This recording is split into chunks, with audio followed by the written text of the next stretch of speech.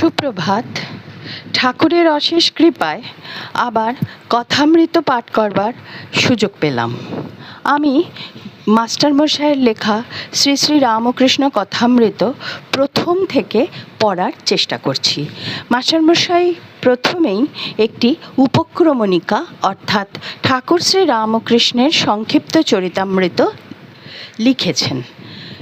গতদিন আমরা ঠাকুরের সঙ্গে মা জননীর বিবাহ অবধি পড়েছিলাম, আজকে তারপর থেকে পড়ব।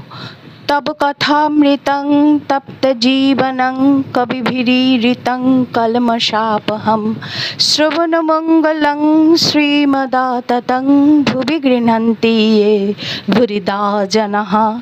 বিবাহের পর দক্ষিণেশ্বর কালী মন্দিরে ঠাকুর শ্রী রামকৃষ্ণ ফিরিয়া আসিবার কিছুদিন পরে তাহার একেবারে অবস্থান্তর হইল।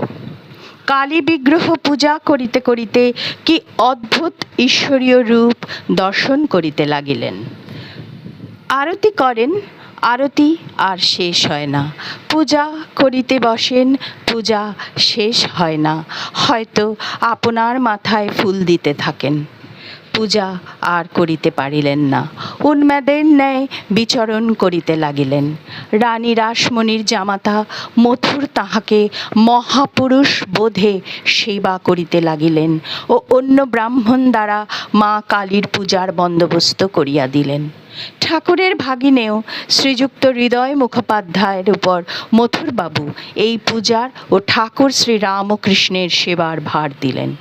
ঠাকুর আর পূজাও করিলেন না, সংসারও করিলেন না, বিবাহ নামমাত্র হইল। নিশিদিন মা মা, কখনো জড়বৎ কাষ্ঠপুত্তলিকার ন্যায়, কখনো উন্মাদবৎ বিচরণ করেন, কখনো বালকের ন্যায়, কখনো কামিনী কাঞ্চনাসক্ত বিষয়ীদের দেখিয়া লুকাইতেন। ঈশ্বরীয় লোক ও ঈশ্বরীয় কথা বই আর কিছু ভালোবাসেন না, সর্বদাই মা মা। কালীবাড়িতে সদাব্রত ছিল, এখনও আছে। সাধু সন্ন্যাসীরা সর্বদা আসিতেন। তোতাপুরী 11 মাস থাকিয়া ঠাকুরকে বেদান্ত শুনাইলেন। একটু শুনাইতে শুনাইতেই তোতা দেখিলেন ঠাকুরের নির্বিকল্প সমাধি হইয়া থাকে। সম্ভবত 1866 খ্রিস্টাব্দ। ব্রাহ্মণী পূর্বেই আসিয়াছেন।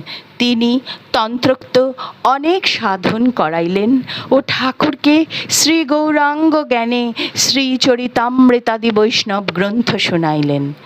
তো তার কাছে ঠাকুর বেদান্ত শ্রবণ করিতেছেন দেখিয়া ব্রাহ্মণী তাহাকে সাবধান করিয়া দিতেন ও বলিতেন, বাবা বেদান্ত শুনো না, ওতে ভাব ভক্তি সব কমে যাবে। বৈষ্ণব পণ্ডিত বৈষ্ণব চরণ সর্বদা আসিতেন। তিনি ঠাকুরকে কলুটোলায় চৈতন্য সভায় লইয়া যান।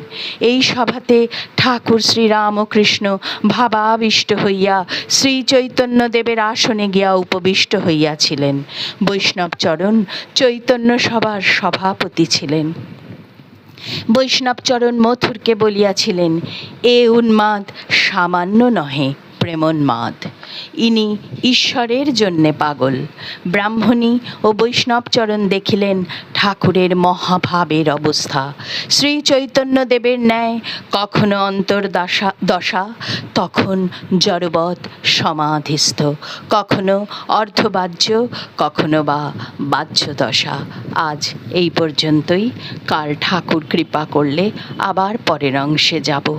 ওম নিরঞ্জনং নিত্যানন্তরূপম ভক্তানুকম্পাধৃতবিগ্রহং বৈ ঈশাবতারং পরমেশমিড্যং ত্বং রামকৃষ্ণং শিরসা নমাম। হরি ওম তৎসৎ। শ্রীরামকৃষ্ণার্পণমস্তু। জয় প্রভু, তব কৃপা হি কেবলম।